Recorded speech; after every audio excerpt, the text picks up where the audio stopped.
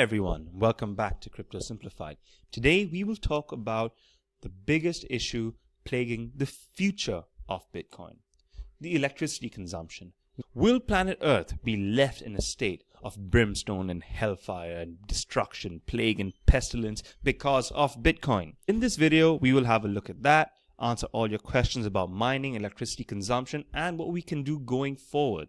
So we start with an article at The Express, not exactly known as the most reputable of publications. If you see the first video on the side, oh, Prince William and Harry slap Benicio del Toro's bottom. So this article by Rebecca Pennington has almost all of its information listed from this article. So this is actually a much more reasoned approach, but it's still from the perspective of someone who hasn't really informed themselves about Bitcoin. The writer admits right in the beginning that he's been ignoring Bitcoin actively. That says enough, because something should have at least piqued the curiosity of someone who writes about the future of our planet. Something being done in both these articles is putting the power consumption of Bitcoin into the context of you being shocked. And yes, it does do quite a lot in that matter. It's quite surprising to see the amount of power actually used on a daily basis. So yes, it is informative, and this is also making people aware of it. People not necessarily in the Bitcoin scene are now aware that Bitcoin is quite an energy inefficient thing. If you were in the Bitcoin scene, you knew about this the whole time. If you ever explored getting into mining, you knew about this because a major factor in calculating your profits is the electricity cost. In India, we don't really have very cheap electricity. Where you do have cheap electricity, we don't really have very consistent electricity supply. So mining hasn't really been a thing that people were actively pursuing in India. Don't blame them, the financials simply do not add up. China does not have a monopoly on mining, by no means do they. Lots and lots of miners all over the world keep this system going. It is a highly decentralized system, and it's only going to keep getting more and more decentralized as more people get involved in the mining of Bitcoin. So in order to actually understand how this electricity aspect plays into Bitcoin, you need to understand what mining is all about. Mining involves really powerful computers making lots and lots of guesses to an answer to a really difficult math sum. The more powerful the computer, the more guesses it can make per second, and the higher your chances are of finding that correct number. The miner that finds the correct number gets a reward. This reward comes in the form of more Bitcoin. Just a few months ago, Bitcoin and its block reward made the news because the block reward halved. Currently, the Bitcoin block reward is 12.5 Bitcoin per block uncovered. One block is added to the blockchain more or less every 10 minutes. This 10-minute block time will stay more or less constant irrespective of the amount of miners adding computing power to the system. This is only possible because Bitcoin has a self-correcting method so that it'll try and keep it constant that there will be one block every 10 minutes. If this safeguard wasn't there, the valuation of Bitcoin will be going up and down like crazy, and you'll never really be able to use it as a currency because of its changing value all the time. Bitcoin was the first cryptocurrency, and as a result, it would be the most basic. Bitcoin was a proof of concept, so it could show that this can be done, and a major facet of this was this proof of work that uses a lot of electricity. The advantages of proof of work is that it's very easy to verify that the transactions are true. And the second major advantage to requiring this huge amount of computing power is that it's very difficult to defraud the system. In order to manipulate the Bitcoin system, you need to do a 51% attack. And that involves you controlling 51% of the computing power in the system in order to start rewriting old information. This is now becoming financially completely unfeasible because it'll take billions of dollars to generate anywhere near the amount of computing power in order to hijack the system. So this is actually a safeguard. This is one of those essential aspects of Bitcoin that make it so censorship proof. It's the spread of the miners contributing all this power to the system that makes it very difficult for one or two bad players to come in and completely hijack the system. There is no such thing as a perfect system, And this way of having this very easily verifiable type of transaction has its trade-off in the electricity cost. It's very easy to look at these electricity numbers and to see, oh my goodness, Bitcoin is absolutely going to ruin the world. So let's put this into a bit of context then. This is a fantastic article. I will attach the link. It's only a 6-minute read, but I will talk about some key points in a list that the writer has left. So it's very easy to make Bitcoin's power consumption sound huge. It's very easy. Bitcoin uses more energy than 116 countries. Bitcoin uses as much energy as 520,000 Canadians every single day. On the other hand, is the consumption really that big? Compared to the power consumption in the United States, Bitcoin consumes in a year what the US consumes in 19 hours. The Three Gorges Dam in China produces 3 times the amount of electricity that Bitcoin consumes. And here's the clincher. In 2015, Google used double the electricity that Bitcoin uses right now. So it's all about context. Saying that mining a currency that a lot of people still don't understand uses the same amount of power as an entire developed country makes fantastic headlines. But what it doesn't do is inform the people responsibly. So yes, the power consumption is huge. Undoubtedly it's huge, and undoubtedly it is an efficient network. But the inefficiency is designed as a facet of its security. So that's where we are right now. You've got to remember, Bitcoin is 9 years old. This is the first proper proof of concept that cryptocurrencies, uniquely identifiable digital goods, could be a thing. That was just the beginning. And yes, Bitcoin is the most visible cryptocurrency to this date. But there are so many other cryptocurrencies working on different solutions to this energy problem. But before we look at that, let's see how we can work within the means we already have, within the technological constraints that we already have. So let's look at power generation in the world. How far away are we from a 100% renewable energy grid? It goes without saying that we don't really have enough energy to go around right now. There are lots of people in the world who do not have access to any electricity, so not even get to 24-hour electricity. We need to generate more power. We do rely on coal-fired power plants as well as a fair amount of hydroelectric power in order to generate the energy that we need on a daily basis. What this deficit of power does is that it gives reason to believe that yes, we shouldn't be closing down these coal-fired power plants just yet, because why would we reduce the power that we have when we actually need more? So what you can do is actually add to it with a renewable energy grid. Just to get some context as to how little of this planet we need to cover in order to generate power, just look at those little green dots on the map. So with just a little bit of space, that is a few million square kilometers on this planet, that's it. The whole world has solar power. But we don't need to go 100%. We have offshore windmills.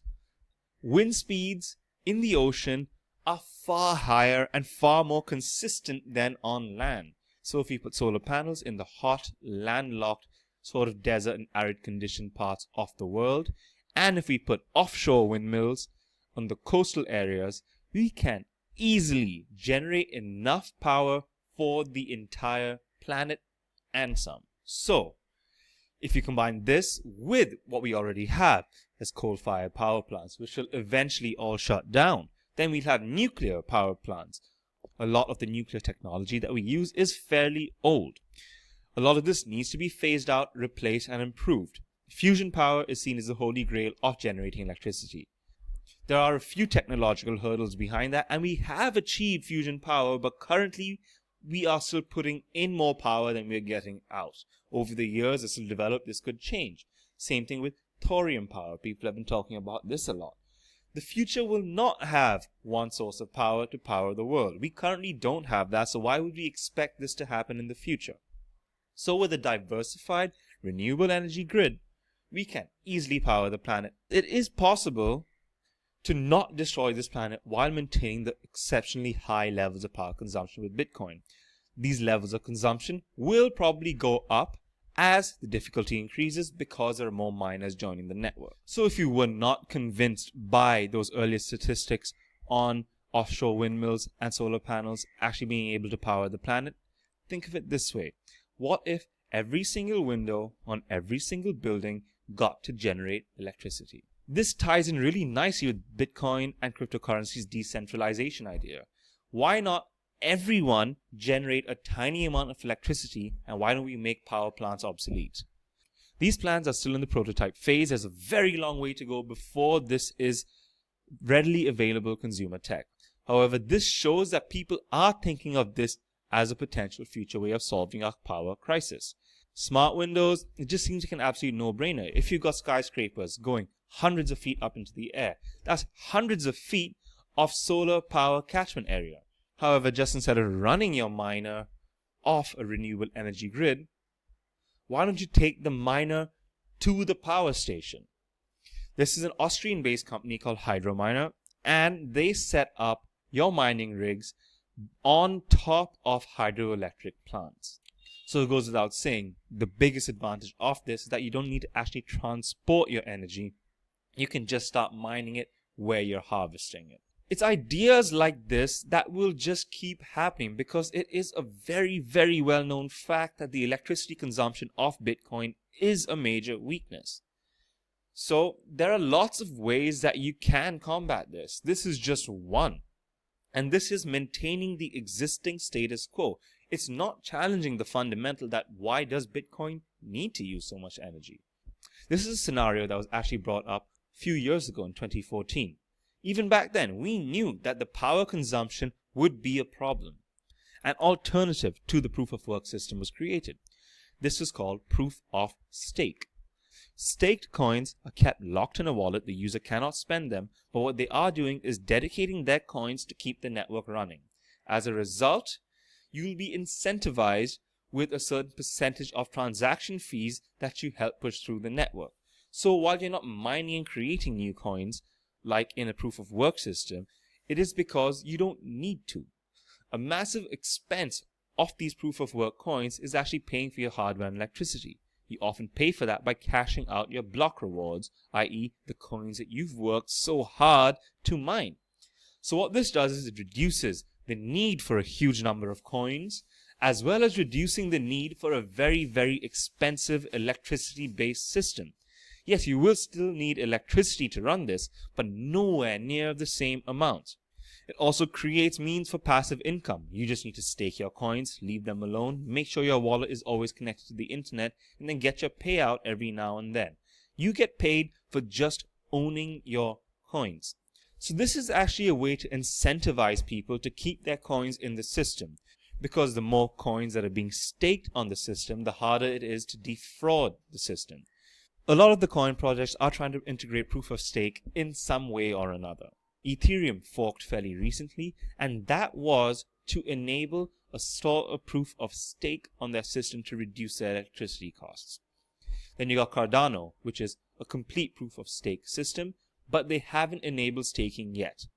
That's because they want to ensure that enough different people are holding the coins before they actually start enabling staking in order to make sure that the system is secure and tamper-proof. So I shall finish with this tweet. What we are seeing is massive, massive energy consumption. That is undoubted. Yes, there is a lot of energy being consumed. It's wasteful but almost necessary at exactly the same time, because what we have is something we've never had before. We've truly found a way to get rid of middlemen in our financial system. What we have is complete financial independence from banks, and we have a system that does not need trust to function. The system works because of consensus, and this is something that we've never had before. So yes, if we do have a decade or so of teething problems regarding electricity, it's just one of those steps to development. No system is perfect, but you only get better through time. This is one of these massive things that we do need to improve on. Improvements will come. That is why we have an altcoin market. People like the idea of Bitcoin. They like what it does, what it can do, and what it implies. But now what we need to do is tweak the little things to make sure that Bitcoin is as efficient going forward as possible. If something does manage to dethrone Bitcoin, maybe the electricity consumption of this new coin might have something to do with it. But what we do have is a proof of concept as to what is possible. The inefficiencies will be taken out. We are all learning. This is a brand new industry, and you cannot nitpick on things like this. If you want to think about environmental damage, look at the electronics industry, look at all these other industries that are actually damaging the planet, and a lot less is being done to stop that. In the oil industry, fracking is on the rise. Fracking is objectively bad. There are more earthquakes. There is polluted water. But why aren't people doing anything about that? So it seems like people just have an agenda against Bitcoin, and it's totally fine, because every challenge that Bitcoin faces and overcomes, it just shows that it is good. It is an actual self-contained system that is better than what we currently have. So that's it from me. I do hope you enjoyed this video. Please let me know what you think about this point of view.